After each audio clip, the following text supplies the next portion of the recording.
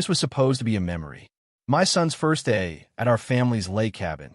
Just the two of us. A fishing rod, a quiet dock, and a place where generations before us had found peace. But not 5 minutes into unpacking, a woman I'd never met stormed through the open gate like she owned the whole shoreline. She said we were violating HOA guidelines, that my son wasn't allowed unsupervised, even though I was right there, holding his hand. She claimed the dock was part of community space and threatened to call the board and the police. She didn't realize she just walked across my land. The day Karen tried to ruin my son's first morning at our lake cabin was the day she found out the HOA's power stops at my deed, and when I shut that gate behind her, it stayed shut.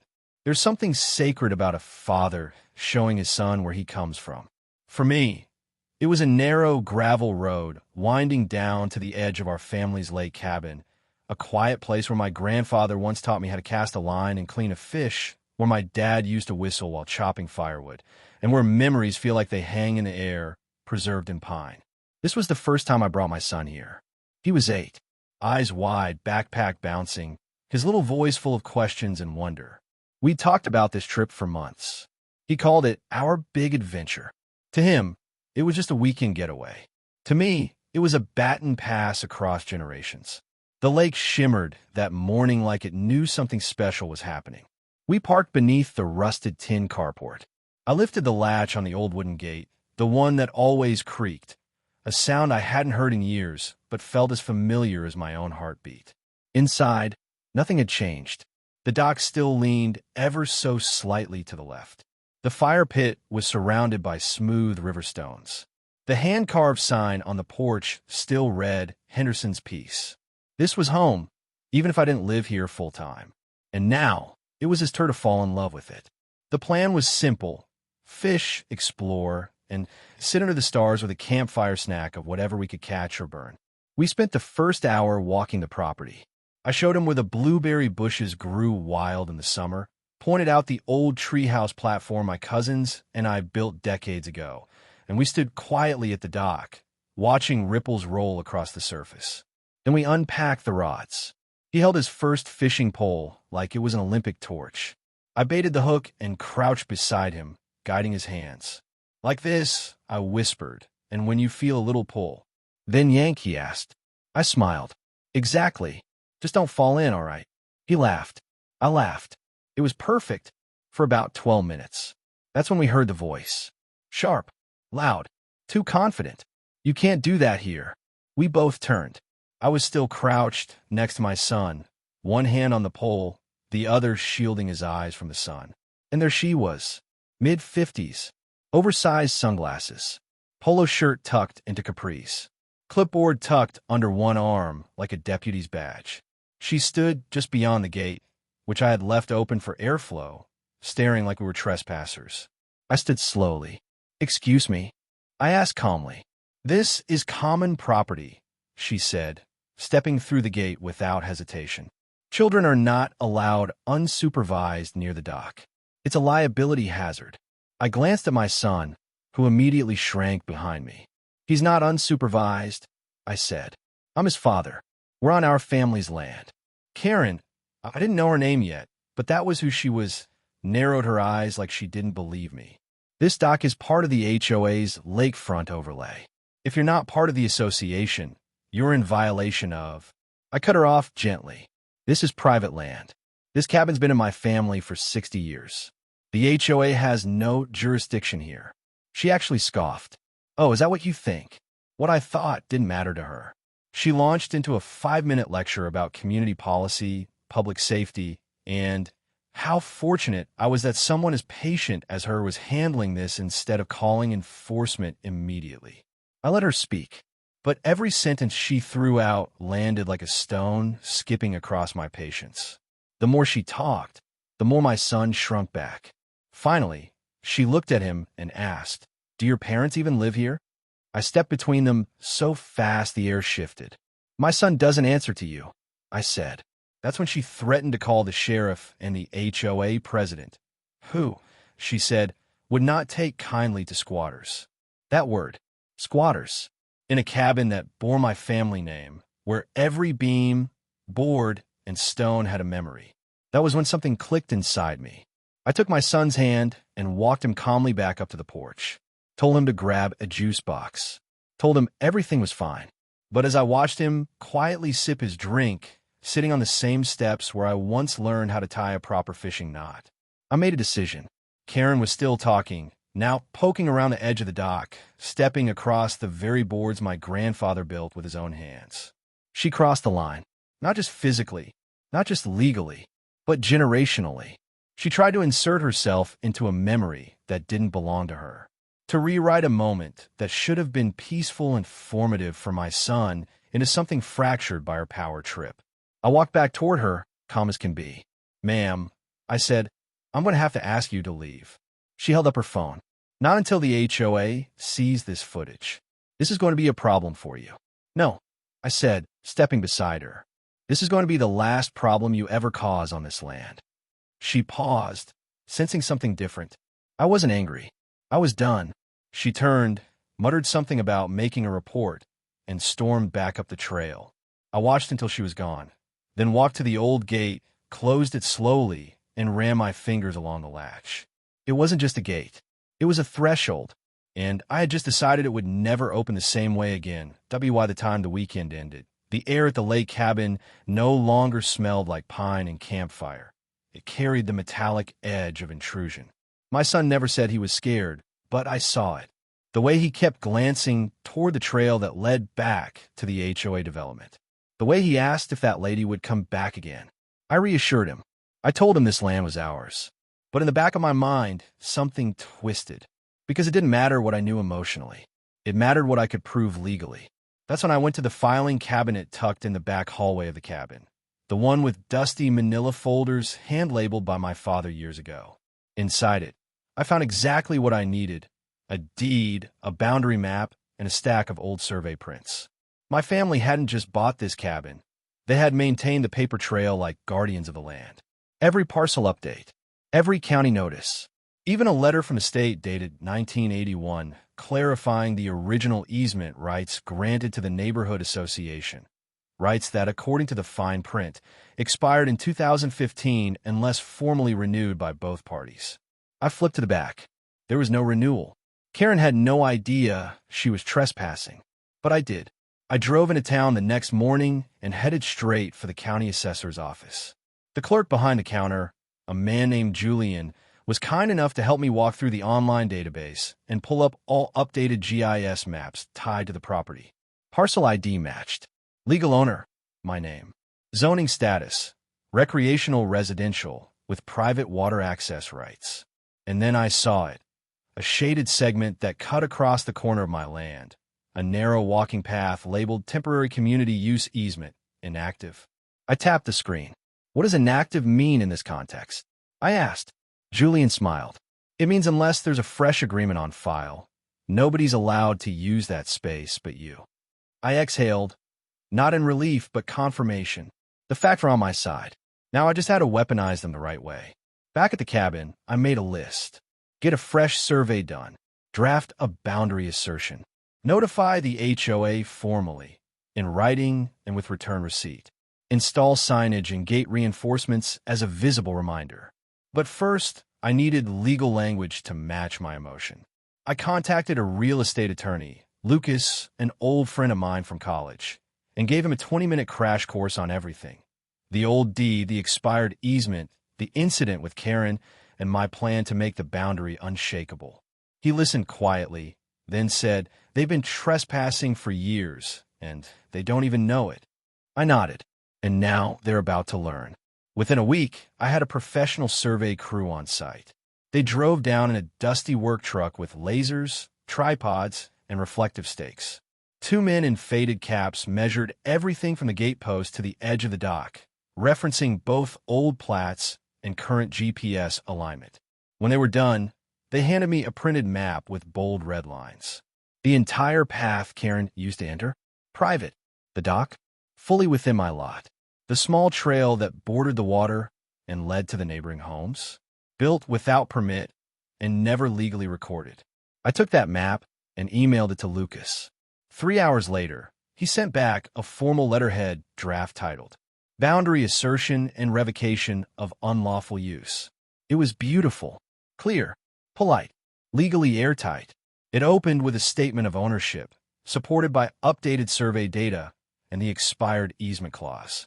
Then it cited specific HOA actions, including unauthorized physical presence, signage installation, and verbal enforcement of rules not legally applicable on private land. The closing was the best part. Effective immediately, all non-consensual use of Lot 4B, including the dock, walking trail, and shoreline, is revoked. Any continued encroachment will be considered trespassing and reported accordingly. Future access is available only by mutual legal agreement, which at this time is neither offered nor permitted. I printed 3 copies, one for myself, one to post on the cabin, one to send certified mail to the HOA president. The next step was the gate. The old wooden one was charming, but symbolic. I needed something more definitive, something that didn't just close the land but close the discussion. I hired a local contractor to install a black wrought iron ranch-style gate with a key-coded entry and a motion-activated camera above it. A plaque went up right beside it. Private property, access by deed only. No HOA jurisdiction beyond this point. Underneath, in smaller letters, this includes all foot traffic, enforcement personnel, and neighborhood patrols. Karen wouldn't need a map. She'd get the message loud and clear. When a certified letter hit their mailbox, I got a delivery receipt back the next morning. 2 days later, I received an official email from the HOA board. It was dripping with condescension. We believe there has been a misunderstanding regarding shared spaces. Community cohesion is built on mutual use. We ask that you reconsider restricting access to such a beloved feature of the neighborhood. I didn't even finish the last paragraph. I forwarded it to Lucas with 2 words. Respond firmly. He did. There is no misunderstanding, only misuse. Any further contact should be directed through counsel. Karen never responded directly, but word spread quickly. Neighbors began whispering about what happened at the lake and how apparently the trail is off limits now. One even emailed me to ask if he could take his grandson down the old path for one last walk. I said yes, just this once, because unlike Karen, I respected people who asked permission. But I made one thing clear. This was no longer community space. This was legacy property, and I was done sharing it with anyone who tried to steal it through policy and posture. The cabin felt different after that. Not in a bad way, in a claimed way. My son returned a week later. We spent the afternoon casting lines, no interruptions. No shouts, no strangers wandering into our peace. And when he asked, "Is the gate staying shut now?" I smiled and said, "As long as we want it to." Because peace isn't something you wait for others to respect. Sometimes you build a fence, draw the line, and claim it with every right that's yours. And after what Karen pulled, that line was permanent. It didn't take long for the pushback to begin. The day after the certified letter hit the HOA office, the messages started coming in. Some were passive-aggressive, some were outright hostile, and one, undoubtedly written by Karen herself, read more like a royal decree than a neighborhood complaint. Your recent action to block access to the community trail is not only disruptive, it's in violation of years of mutual trust. We ask that you remove the gate and restore access until this can be sorted legally. I didn't respond, because as far as I was concerned, it had already been sorted legally. I had the title, I had the maps, and now I had a gate that didn't budge unless I punched in the right code. The new gate had gone up 2 days prior. A black iron frame bolted into concrete, with motion-sensing lights and a mounted camera angled at chest level. The camera was important, not just for security, but for record-keeping. I knew Karen. She wasn't going to walk away quietly. She was going to try to prove something, anything that gave her the upper hand. So I installed the one thing that couldn't be argued with: undeniable footage. Right beneath the keypad, a metal sign read, "Private property, no trespassing. HOA claims do not apply." And on the back of the gate, a smaller plaque, facing inward just for me, "Legacy defended." Karen made her move 3 days later. Not in person, not yet, but online. The HOA's community board, normally used for garage sales and lost dog alerts, suddenly featured a very aggressive thread. Urgent. Lakefront access illegally revoked by non-compliant property owner. She accused me of isolating the neighborhood, disrespecting long-standing agreements, and even harming childhood traditions of lakeside enjoyment. The comments started filling in. Some supported her. Most just asked, "Wait, what agreement?" That was the crack. Because when people started asking for evidence, she couldn't provide any. Not a signed easement, not a lease, not even an HOA covenant that referenced my parcel. Just hearsay, and the hope no one would dig deeper. They did. I received 2 formal protest letters from the HOA. Both were delivered by hand, not mailed, left in an envelope taped to my gate. The first was a request for reinstatement of shared use. The second was a notice of impending board action. Both were written in legalese, but lacked any real authority. My attorney reviewed them and laughed. "This isn't enforcement. This is Karen hoping you'll blink." Instead, I blinked the opposite way. I forwarded everything to the county zoning office, asking for a formal statement of land status. 1 week later, I received an official letter on county letterhead. Lot 4B, inclusive of dock, walking trail, and shoreline section identified in prior correspondence, is zoned private residential. No known shared use agreements, utility easements, or recreational covenants currently exist. All enforcement falls to the landowner. That document became the new crown jewel of my defense. I laminated a copy and posted it inside the gate in a clear weatherproof sleeve. Because when you've got the truth, you put it on display. Then, one afternoon, Karen crossed the line again. She came in person. I was unloading groceries from the truck when I heard the buzzing tone of the gate's motion sensor go off. I looked up at the monitor, and there she was standing just outside the bars, hands on her hips like she was ready to issue a warrant. I walked down calmly and stopped 6 feet from the gate. "You're trespassing by proxy," I said. "This camera is recording. State your business or leave." She snapped back. "You don't get to override the HOA. That trail has been shared since before you were born." I didn't reply. I just held up the laminated county letter. "This is from zoning. You're done." She called me a few things I won't repeat here. Something about being selfish. Something about not understanding community spirit. But when I mentioned that any attempt to climb, reach, or manipulate the gate would be met with a sheriff's visit, she turned and stormed off, but not before the camera caught her flipping me off. It was almost comical.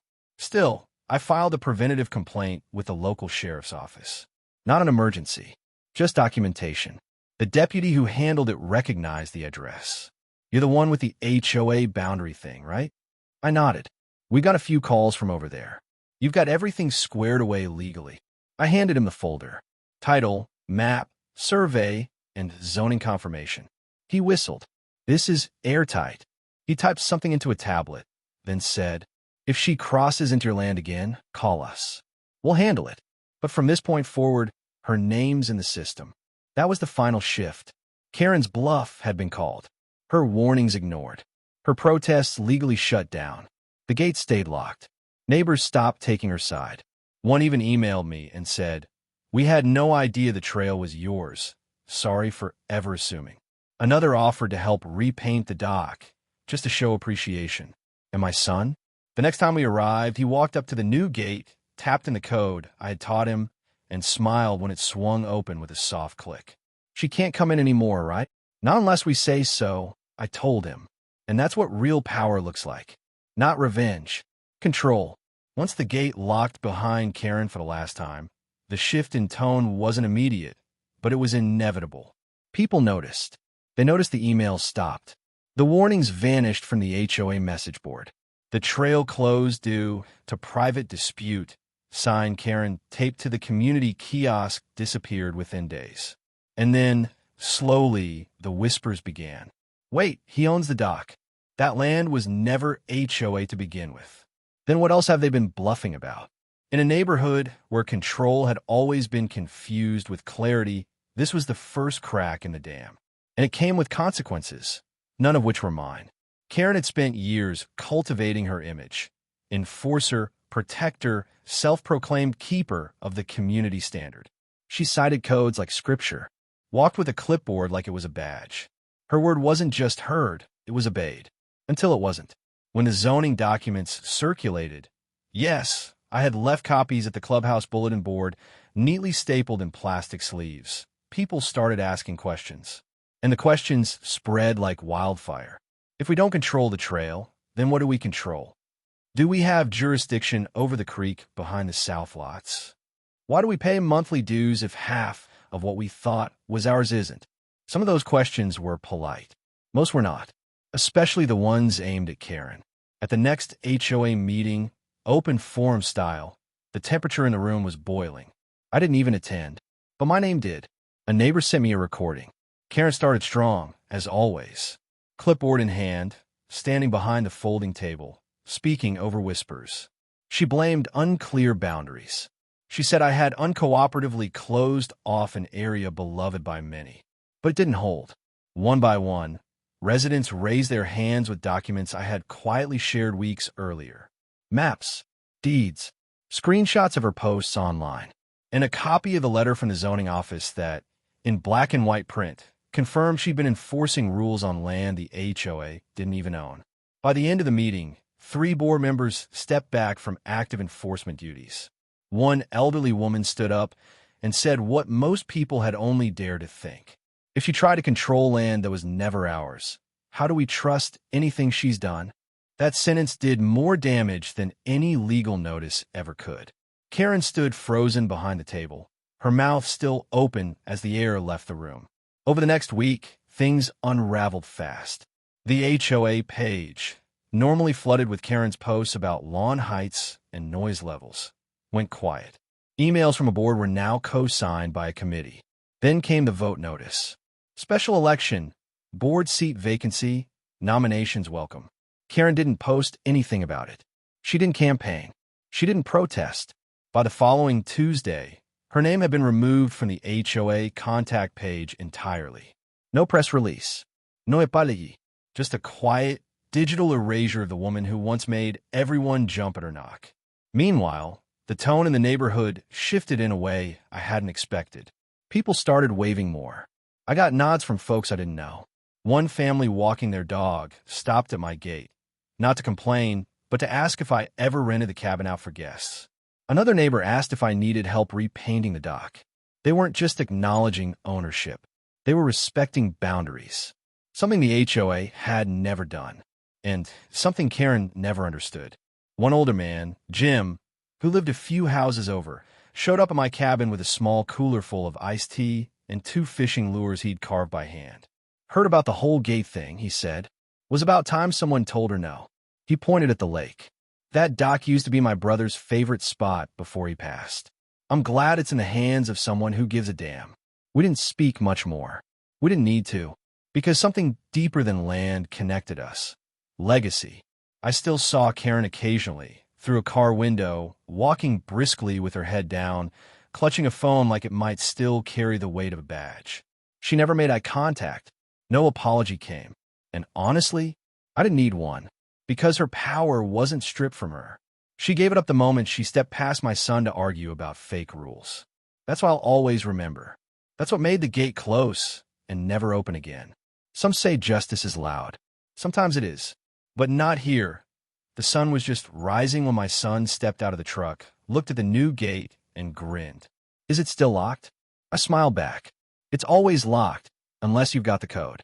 He punched in the numbers, memorized after our last trip, and watched as the wrought iron swung open with a slow, satisfying hum.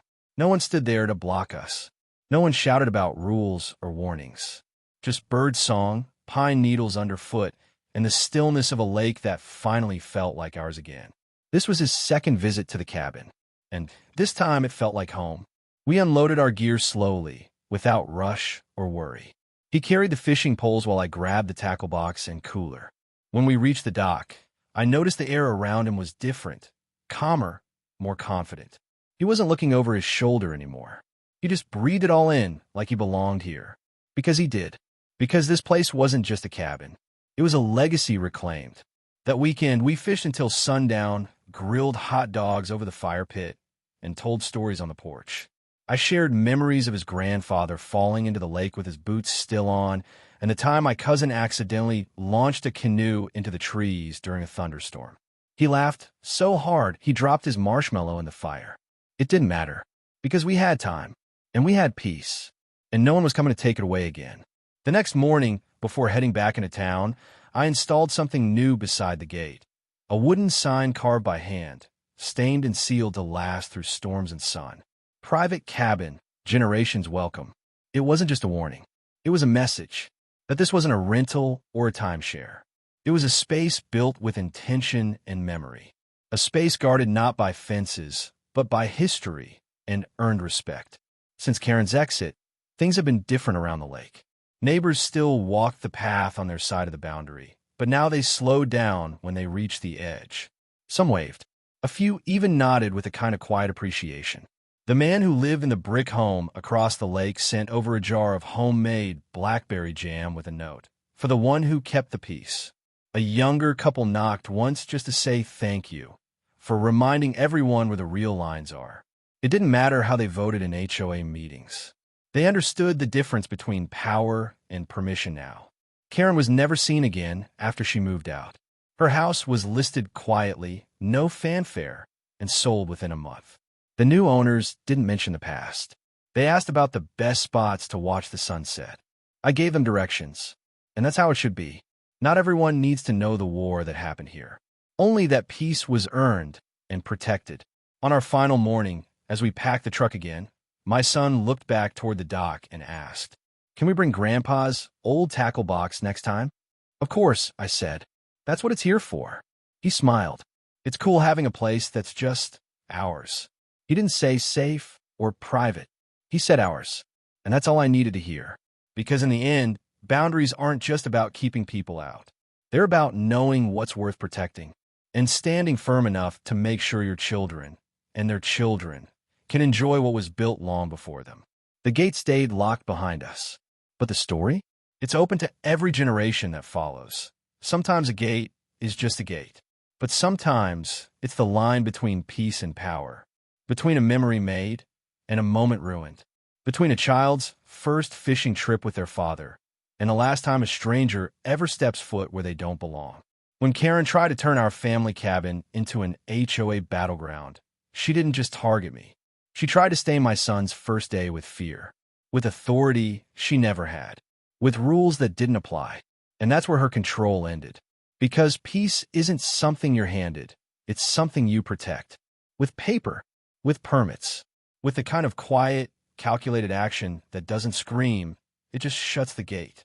So if you're facing an HOA bully, a clipboard tyrant, or someone who thinks their fake rules matter more than your real deed, don't argue. Document. Research. Lock the line down.